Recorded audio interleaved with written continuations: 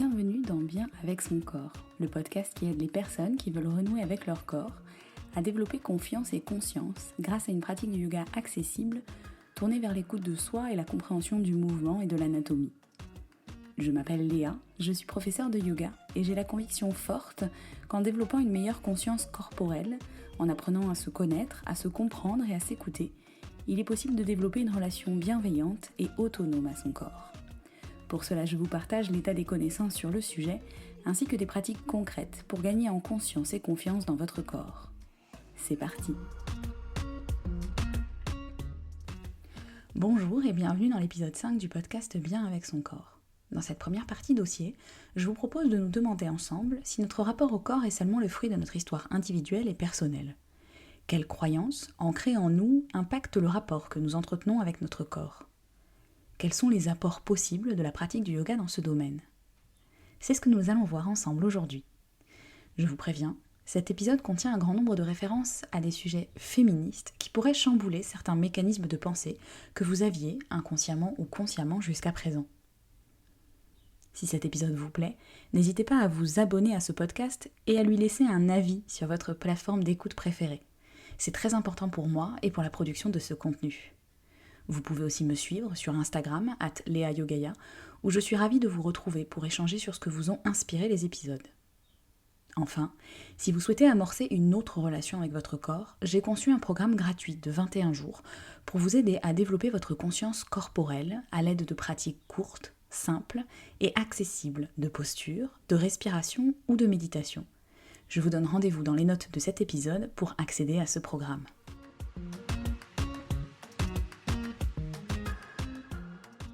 Une fois n'est pas coutume, pour évoquer ce sujet, je voudrais partir d'un point de vue d'un corps de femme. Il ne vous aura pas échappé, et si ce n'est pas le cas, je vous l'annonce, que notre société a avant tout été construite sur la base du corps des hommes. Ce sont vraiment les hommes qui sont considérés comme la norme, le neutre. Et les femmes vont toujours être évaluées, le corps des femmes, en rapport à celui des hommes, en rapport aussi à ce que les hommes attendent du corps des femmes. Selon les époques, le corps des femmes, c'est une version, alors soit pour aujourd'hui par exemple juste plus petite et un peu moins forte physiquement que les hommes, mais pour d'autres époques, une version dégradée ou inférieure du corps des hommes. Aujourd'hui encore, ça a des impacts, puisque par exemple, dans le sujet de la prise en charge médicale, des études récentes ont prouvé qu'il y avait des biais dans cette prise en charge, impliquant que les femmes étaient moins bien soignées.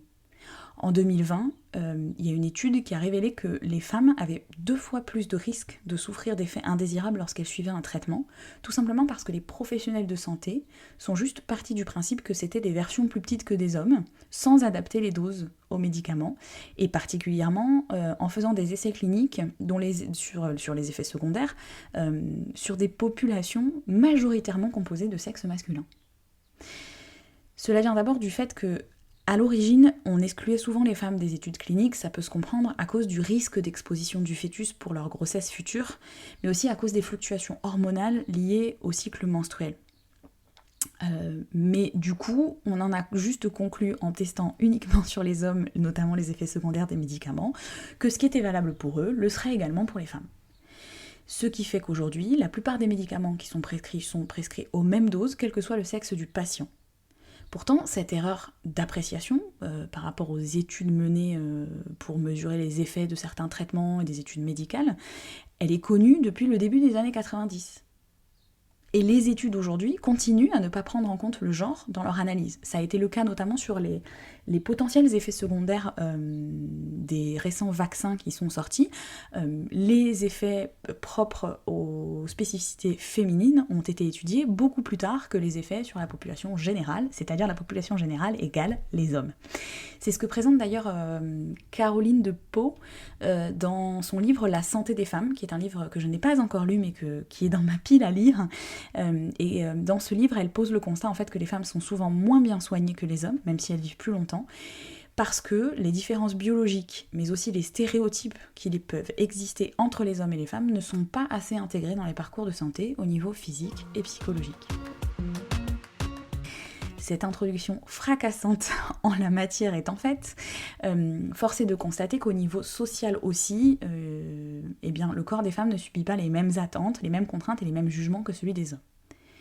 Je préfère prévenir ici tout de suite que, évidemment, il y a aussi des attentes, des contraintes, des jugements propres au corps des hommes qui peuvent les faire souffrir et leur faire avoir des rapports complexes à leur corps. Cela est un fait, je ne nie absolument pas cette évidence, mais aujourd'hui, je fais partir ma réflexion et mon propos depuis le corps des femmes, avant, à la fin, vous verrez, d'ouvrir un petit peu plus le débat et le sujet. Parmi les injonctions faites aux femmes, on retrouve celle de la maternité, on retrouve l'hypersexualisation, on retrouve des normes esthétiques parfois dangereuses à atteindre, on retrouve aussi énormément de tabous autour des règles, des menstruations et de la sexualité féminine, et puis enfin on retrouve évidemment tout ce qui concerne les violences sexistes et sexuelles, qui font que le corps des femmes, on peut le dire, fait l'objet de ce qu'on appelle des mécanismes d'objectivation et d'aliénation. L'objectivation, ça veut dire que, tout simplement, le corps des femmes est un objet qui doit être plus ou moins disponible, notamment pour les hommes, et l'aliénation, ça signifie que, à cause de cette objectivation, eh bien les femmes, les personnes qui possèdent ce corps, sont dépossédées, en tout cas, d'une partie de la pleine propriété de leur corps ne leur appartient plus vraiment ou plus totalement. Et c'est vrai que inconsciemment, on a tendance à considérer notre corps comme un objet à cause de toutes ces injonctions sociales, et souvent contradictoires, j'y reviendrai. On voit le corps comme un objet à maîtriser, un objet à dompter, à faire performer, et un objet qui doit répondre à des normes esthétiques qui sont jugées désirables socialement. Par exemple, à notre époque actuelle, dans notre société occidentale, c'est notamment la minceur pour les femmes. Mais en fait, évidemment, hein, c'est un sujet qui commence à vraiment se discuter, et j'en suis très heureuse d'ailleurs de plus en plus sur l'espace public. En fait, les normes esthétiques jugées comme désirables socialement, elles peuvent énormément varier selon les époques et selon les cultures. Il y a quelques années déjà, j'étais tombée sur une vidéo que je vais vous mettre dans les notes de l'épisode, qui m'avait vraiment ouvert les yeux sur à quel point les standards de beauté avaient changé à travers les âges. Et en fait, à chaque époque, il y aurait des femmes qui seraient perdantes parce qu'elles auraient l'impossibilité d'y répondre, ou alors au prix de trop grands efforts, voire d'efforts dangereux pour leur santé. Pour vous donner un exemple très concret, dans les années 2020, notre période actuelle, on a comme norme esthétique pour le corps des femmes, notamment celui de Kim Kardashian, avec des fesses énormes et une taille de guêpe. D'ailleurs, j'ai appris récemment qu'il y avait une opération en chirurgie esthétique qui maintenant avait le nom de cette transformation pour avoir les mêmes fesses que Kim Kardashian, et c'était une opération qui était énormément demandée actuellement par les femmes. Dans les années 90, c'était pas du tout ça. Dans les années 90, le modèle, la norme à atteindre, c'était des corps androgynes, ultra maigres, presque sans forme, sans taille, sans hanches, pas beaucoup de seins, etc. Et qui en fait se basaient sur les top modèles stars de l'époque comme Cindy Crawford. Personnellement, j'ai grandi dans les années 90 avec un corps plutôt voluptueux, on va dire, avec des formes en tout cas, et j'ai beaucoup souffert de ce standard. J'en parle d'ailleurs dans l'épisode 0 de ce podcast, qui vous présente la raison d'être, le pourquoi du comment de ce podcast et ce qui m'anime dans ce partage. Donc si vous voulez en savoir plus, je vous invite à aller l'écouter. Et c'est évidemment pas facile de se détacher de toutes ces normes esthétiques de beauté imposées aux femmes, parce que on est bombardé en fait de ces injonctions de façon très insidieuse dans tous les supports et dans tous les contenus qui constituent la culture populaire, que ce soit la pub, les réseaux sociaux ou les magazines, mais aussi les films, les séries, les livres, etc. Il y a aussi, concernant le corps des femmes, une injonction très contradictoire sur l'alternance entre l'hypersexualisation et le fait de devoir le cacher. En gros, il ne faut pas trop le dévoiler, sinon on est considéré comme étant de petites vertus, pour rester poli dans ce podcast, mais en même temps, il ne faut pas non plus complètement le cacher, parce que sinon on est trop prude. Tout ça dans le but de bien se positionner par rapport, dans l'espace public, au regard des hommes. Parce que le regard des hommes va conditionner la façon dont on doit se comporter en tant que femme, et de la façon dont on doit montrer ou pas notre corps en tant que femme. C'est à cause de ce mécanisme-là de pensée qu'on a encore un réflexe, notamment en France, très courant, que plein de gens peuvent avoir même de manière inconsciente, ou de manière un peu automatique, quitte à se reprendre ensuite et se dire que ça n'a rien à voir, mais de se demander toujours, par réflexe, qu'est-ce que portait, comment se comportait la femme qui vient annoncer qu'elle a été victime d'une agression. Et ce dernier point, il est aussi lié à une autre idée inconsciente ou automatique, réflexe automatique dans l'opinion générale, dans la société dans laquelle nous vivons, en termes de sexualité notamment, et d'amour. On associe les femmes aux sentiments, à l'amour, et on associe plutôt les hommes à des pulsions ou à des besoins sexuels plus importants. On a même cette espèce d'adhésion un peu inconsciente au fait que oui, c'est vrai, les femmes ont moins besoin de sexe que les hommes. C'est un besoin beaucoup plus masculin. Et ça, en fait, c'est en lien avec la vision du corps féminin dans l'espace public qui va être soit hypersexualisé, soit ramené à sa fonction procréatrice. Donc en gros, les femmes ont le choix entre deux rôles, pour schématiser à l'extrême, la maman ou la putain. Il y a un épisode de la série d'émissions Le cours de l'histoire sur France Culture qui retrace aussi comment la vision du corps féminin en fait a alimenté les règles de la mode au fil de l'histoire et que cette mode peut être un véritable carcan pour les femmes qui va aussi impacter et dicter le rôle qu'elles auront dans l'espace public ou privé. Vous trouverez les liens de tous les articles, études ou même autres podcasts auxquels je fais référence, évidemment dans les notes de l'épisode. Dans la poursuite de cette réflexion, je voulais aussi vous parler d'un livre qui a beaucoup fait écho en moi par rapport à tout ce sujet du corps, du rapport au corps et notamment du corps des femmes dans l'espace public et de ce que ça pouvait impacter ensuite dans leur rôle.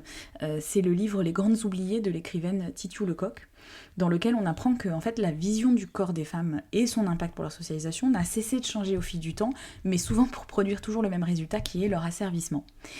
Dans la pensée de la Grèce antique, par exemple, le corps des femmes est considéré comme un corps d'homme raté, amoindri par une naissance à la mauvaise température. Pour la citer, hommes et femmes venaient du même moule. À la bonne température, vous obteniez un beau gâteau sec et chaud, un homme. À la mauvaise température, vous obteniez un gâteau humide et mou, un gâteau raté, une femme. Toujours est-il que dans le prolongement de cette idée du corps des femmes et des hommes dans la Grèce antique, au Moyen-Âge, on y ajoute aussi quelque chose. On considère que les femmes sont des animaux, en fait, c'est-à-dire des êtres qui peuvent pas maîtriser leur côté bestial, chose que eux, les hommes, peuvent beaucoup plus faire. On pense qu'elles sont commandées, en fait, par leurs organes génitaux, et pour cette raison, elles ont besoin d'être dressées, sinon, je cite à nouveau un extrait du livre, mot pour mot, parce que j'aime beaucoup en plus le style, sinon elles se jetteraient, telles des goules assoiffées sur le premier phallus qui passe. Je continue la citation, ce sont les filles d'Ève. Il est intéressant de constater que la sexualité féminine était alors considérée à l'inverse de notre époque. On pensait les femmes gouvernées par leurs désirs, incapables de maîtriser leurs pulsions sexuelles. Or de nos jours, c'est généralement la sexualité masculine que l'on présente sous cet angle. À partir de là, il va se passer donc pas mal de choses au niveau de la Renaissance, au niveau du siècle des Lumières. Évidemment, il n'y a pas un changement majeur dans la vision du corps des femmes et des hommes, c'est plutôt un changement qui va intervenir de façon progressive, diffuse, pas de manière tranchée. Et on va considérer de plus en plus que finalement l'homme et la femme ne sont pas issus du même moule. Ils sont issus de deux moules complètement différents. C'est aussi ce qu'on appelle le binarisme sexuel en sociologie. Alors cette différence entre les hommes et les femmes, ça a eu certains avantages à l'époque, en tout cas de cette période du siècle des Lumières, parce que ça a permis, par exemple, de reconnaître que certains organes étaient purement féminins et plus des versions ratées des organes masculins. Mais ça a évidemment aussi servi à asservir les femmes. En fait, les caractéristiques biologiques corporelles des femmes, qu'on a constatées comme étant vraisemblablement plus fragiles, plus fins, plus petits, moins forts, auraient une incidence sur leur qualité en tant que personne à ces femmes. La douceur, la tendresse, la délicatesse, la discrétion. Mais surtout, ces caractéristiques supposément physiques propres aux femmes impliqueraient qu'elles aient un devoir naturel de rester à la maison pour veiller sur le foyer, pour s'occuper des enfants, pour s'occuper des tâches domestiques, pour s'occuper des autres.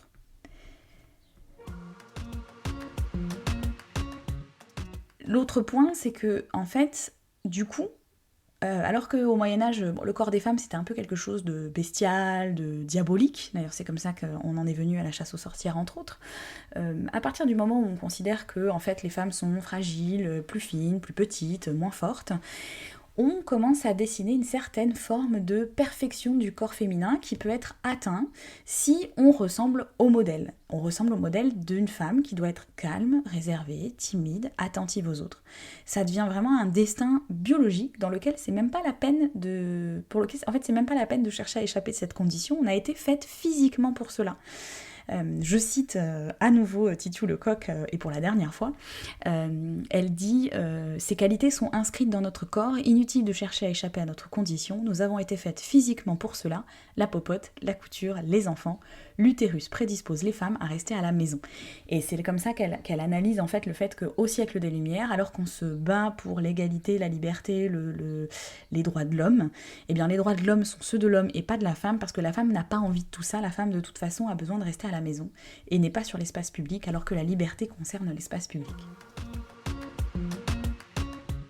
Alors pourquoi je vous raconte tout ça d'abord parce que je trouve ça passionnant, et j'espère que vous aussi, mais aussi parce que, comme je l'ai dit tout à l'heure, quand j'ai lu ce livre, il y a vraiment eu, ça m'a vraiment apporté une nouvelle vision du rapport au corps, parce que moi j'ai souvent tendance à dire dans mes cours à mes élèves qu'on a tous des histoires personnelles différentes avec notre corps, notamment par rapport aux activités qu'on a pu pratiquer quand on était enfant, mais aussi la façon dont on nous a élevés dans notre cercle familial, ou même dans certaines blessures qu'on a pu subir et qui peuvent ensuite beaucoup façonner la façon dont on va se comporter dans nos activités physiques. Mais j'ai aussi réalisé du coup, grâce à cette lecture, grâce à tout ce que je suis en train de vous dérouler ici comme fait et analyse, notamment féministe, c'est que notre rapport au corps, il n'est pas que le fruit de la façon dont on a été élevé et de notre histoire personnelle. Il est, en réalité, qu'on le veuille ou non, lié aux attentes qu'on a du corps, celui des femmes, mais aussi celui des hommes, dans l'espace public. Dans le même esprit de ces questionnements que je suis en train de poser, j'ai récemment écouté un épisode d'un podcast que j'aime beaucoup, que j'écoute depuis plusieurs années, qui s'appelle « Change ma vie » de Clotilde Dussoulier, et qui parle très bien en fait de la problématique que peut représenter le fait de ne voir le corps que comme un instrument de beauté ou de puissance et d'utilité en fait. Bon, elle souligne notamment qu'on complimente énormément les petites filles sur la beauté, on complimente plus facilement les petits garçons sur leurs aptitudes. Et du coup, ça invite les petites filles à beaucoup plus se focaliser sur leur corps d'un point de vue répondre à des normes de beauté attendues d'elles. En fait, le corps a tendance à toujours être envisagé sous le prisme de l'utilité, et notamment celui de la beauté pour les femmes. Et en fait, elle a une réflexion très intéressante à propos du mouvement du body positive. Alors ce mouvement, il considère que tous les corps sont beaux et doivent être célébrés. Et personnellement, moi, j'ai beaucoup d'affection pour ce mouvement et cette idée, parce que ça a contribué dans mon chemin d'acceptation de mon corps, parce que ça m'a permis de voir sur les réseaux sociaux notamment des types de corps qui aujourd'hui sont sous-représentés dans les médias, alors qu'on est majoritaire dans la population. Mais elle pose une question intéressante par rapport au mouvement du body positive. Elle dit bien sûr c'est un point de départ intéressant que tous les corps soient beaux, mais en fait est-ce que c'est ça le sujet ? Est-ce que le sujet c'est que le corps doit être beau ? Est-ce que le corps n'a comme vocation qu'à être beau ou puissant ? Est-ce qu'on ne peut pas aussi le considérer comme un véhicule incroyable pour vivre nos émotions, pour vivre nos relations avec les autres, nos amours, nos peines ? Est-ce qu'on ne devrait pas l'envisager d'abord comme ça avant de lui donner une utilité extérieure ? Je pense que vous imaginez un petit peu ma réponse à ces questions-là. Moi, je suis convaincue que c'est en passant d'abord par cette relation-là au corps qu'on peut l'améliorer. Mais je voulais aussi vous parler des croyances qu'on peut avoir lorsqu'on parle de rapport au corps, dans nos pratiques physiques notamment, et notamment celles basées sur les soi-disant différences entre les hommes et les femmes. Celle qui m'intéresse le plus dans cet épisode, c'est cette idée que les femmes sont plus souples et les hommes plus forts. Alors, biologiquement, effectivement, il y a quelques bases. Les femmes seraient plus souples, en majorité évidemment, ça ne veut pas dire que toutes les femmes le sont, pour des raisons hormonales. parce que la présence d'œstrogène dans le corps des femmes, dans notre corps, puisque j'en suis une aussi, favorise la rétention d'eau et assouplit les muscles. Et par ailleurs, le corps des femmes est censé être un peu plus souple que celui d'un homme pour pouvoir faciliter notamment l'accouchement. Dans la période de la grossesse, d'ailleurs, il y a une hormone qui est émise exclusivement pendant cette période, qui s'appelle la relaxine, je crois, qui permet d'assouplir les ligaments. Qui normalement n'ont pas un rôle de souplesse, les ligaments, je précise, normalement ils sont là pour maintenir les articulations. Et d'ailleurs c'est ce qui fait que d'être très souple des ligaments pendant la période de la grossesse, les femmes enceintes ou ayant été enceintes peuvent nous confirmer, je pense, provoquent plus de risques de douleurs ligamentaires. De leur côté, les hommes sont plus forts physiquement, je vais mettre beaucoup de nuances en réalité quand je vais l'expliquer, mais biologiquement il y a des choses qui peuvent s'expliquer. D'abord parce qu'ils sont majoritairement plus grands, et que leur rapport masse musculaire, masse grasse va en faveur de plus de force. En fait, les femmes ont une masse musculaire moins développée et une masse grasse plus importante, à l'inverse des hommes. Par ailleurs, les hommes bénéficient d'une sécrétion hormonale à l'adolescence, à la puberté, qui est la testostérone, et qui fait qu'ils développent plus de masse musculaire, et en gros, ils ont entre 10 à 15% de masse musculaire supplémentaire que les femmes. Pour autant, la force, on la mesure par rapport à un volume. La force développée par un muscle, en fait, elle est fonction du volume. Donc, si on regarde exclusivement le volume musculaire, les hommes ont en majorité un volume musculaire plus important que les femmes, donc plus de force. Mais si on parle de rapport entre le volume du muscle et la force qu'il développe, dans ce cas-là, il n'y a pas de différence entre les hommes et les femmes. C'est-à-dire qu'à volume de muscles égal entre les hommes et les femmes, il n'y a pas de différence. La seule différence est sur le volume initial, si on ne mesure que la force sans prendre en compte le volume et qu'on ne mette pas au même niveau cette différence-là. Donc en réalité, la différence biologique de force entre les hommes et les femmes, elle est de l'ordre de 10 à 15% maximum. Pour autant, ce constat qu'on vient de faire biologique, au demeurant qui se base aussi sur le fait que les hommes soient plus grands, et il y a des études qui sont menées en sociologie, en histoire, etc. pour comprendre pourquoi les hommes sont beaucoup plus grands que les femmes, et il pourrait y avoir des raisons aussi en réalité d'asservissement des femmes pendant de longues années, pendant lesquelles en réalité si la nourriture manquait, c'était plutôt les femmes qui se privaient. Mais à nouveau, on va pas non plus rentrer là-dedans. Mais peu importe, ce constat biologique qui conclut quand même que finalement, en termes de force, la différence entre les hommes et les femmes, elle est de l'ordre de 10 à 15%. Est-ce qu'elle justifie les implications qui en découlent ? Est-ce qu'elle justifie par exemple que le sport féminin ne sera jamais aussi intéressant que le sport masculin parce que soi-disant il est moins puissant ? Est-ce qu'il justifie qu'on considère les femmes tout simplement comme des êtres faibles, comme la faiblesse des femmes ? Est-ce qu'il n'y a pas un biais qui amène à considérer que la force n'est pas désirable en réalité chez les femmes et qui fait qu'elles ne la développent donc pas ? J'ai trouvé une réponse à cette question dans une tribune parue dans le journal Libération, dont je vais vous lire maintenant l'extrait parce que honnêtement j'aurais pas pu faire mieux et je préfère toujours donner la parole à des gens qui expriment mieux les idées auxquelles je crois que moi. Cette tribune nous dit « Un peu de muscle pour la fermeté, mais surtout pas trop. Historiquement, l'oisiveté féminine était une manifestation du statut social élevé de son époux. Donc la force physique, tout comme le bronzage, qui était la marque des travaux en extérieur, ont longtemps été rejetés par un système idéologique qui aboutit au XIXe siècle à une grande séparation des sphères féminines et masculines et à un enfermement de la femme dans la sphère domestique. À l'époque romantique, celle par exemple du roman La Dame aux camélias, l'extrême faiblesse physique, la pâleur de mourante, une tendance à s'évanouir caractérise un certain idéal féminin. De nos jours, c'est la minceur des cuisses des mannequins qui met en valeur une esthétique maigre et dépourvue de muscles. Pas étonnant alors que les corps féminins soient moins puissants physiquement que ceux des hommes, pour qui cette caractéristique a, au fil des époques, presque toujours été valorisée. Dans la continuité de cette idée, en 2017, un article de RTL qui traitait des résultats d'une étude de l'INSEE sur la pratique physique des hommes et des femmes nous rappelle que les stéréotypes de genre dans le choix des activités sportives sont toujours à l'œuvre. Je cite, « L'activité sportive choisie par les enfants ou leurs parents est souvent fonction des valeurs qu'elle véhicule. La grâce, la souplesse, l'agilité pour les filles, l'endurance, le rapport de force et l'esprit de compétition pour les garçons. » Maintenant que tout ceci est posé dans cet épisode un peu plus long que d'habitude, je voudrais maintenant aborder les apports de la pratique de yoga pour travailler à réduire ces croyances, notamment celle que il y a une différence fondamentale de force et de capacité de souplesse à terme entre les hommes et les femmes. Parce que pour moi, la pratique de yoga nous invite à explorer la capacité de notre corps dans toutes ses limites. On a souvent tendance à associer le yoga à une pratique de stretching, peut-être un peu plus perchée ou philosophique. Alors j'ai pas le temps ici de parler de l'histoire du yoga moderne, cet épisode est déjà trop long à mon goût. Mais effectivement, la pratique a été adaptée, rapprochée d'une certaine routine sportive. Il a été prouvé que la pratique du yoga telle qu'on l'a fait aujourd'hui a des influences de la culture physique. Et c'est aussi pour ça que, en fait, aujourd'hui, majoritairement, c'est des femmes qui utilisent, qui suivent cette pratique parce qu'elle a des bienfaits plutôt portés sur l'aspect du corps et la souplesse. Mais pour moi, le yoga, c'est une pratique qui va au-delà de la réalisation des postures dans un but de forme extérieure. C'est une pratique qui dépasse le piège du corps dans un rapport d'utilité ou de performance.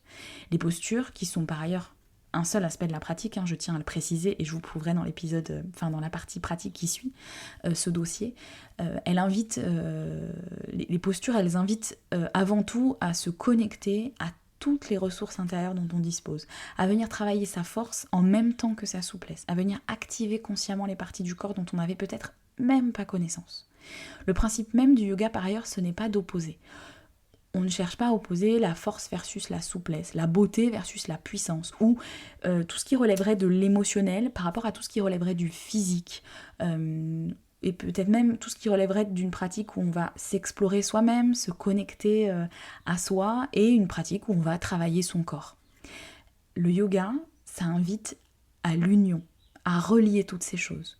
Ça invite à accepter qu'on peut du coup tester des postures d'équilibre sur les mains qui demandent, oui, de l'engagement, de l'activation, une certaine conscience de ses muscles, mais aussi de pratiquer ses mouvements dans la conscience de son souffle, dans le respect de ses limites, dans l'introspection et dans l'ouverture à ses émotions.